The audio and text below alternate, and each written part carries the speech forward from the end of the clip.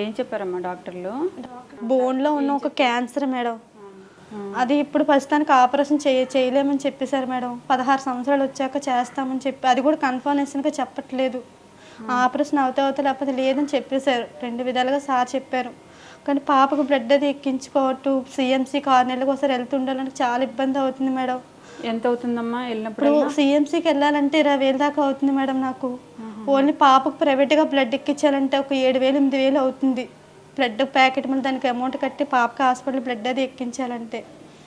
ప్రస్తుతానికి ఇప్పుడు పాప కూడా ఒక వారం రోజుల కిందట కూడా హాస్పిటల్ జాయిన్ చేశాం మేడం. పాపకు ఫీవర్ వచ్చింది, ప్లేట్లెట్స్ అవి పడిపోయాయి అనేసి అని.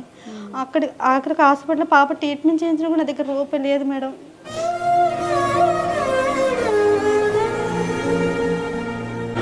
మా పరిస్థితి 6 నెలలు అయితే ఏదో పని చేసుకుని వచ్చిన మాకు శాలరీ కూడా అప్పులు తీసుకుంటారు మేడం. మా చేతికి ఒక్క రూపాయి రాదు మేడం. ఆయన అప్పుడప్పుడు ఏదో పని చేసి తీసుకొస్తే ఆ రూపాయి మేము దాచి తినుకోవడమే మేడం. పాపకి ఏ రాత్రి ఏమైపోతుందని భయం వేస్తుంది మేడం నాకు.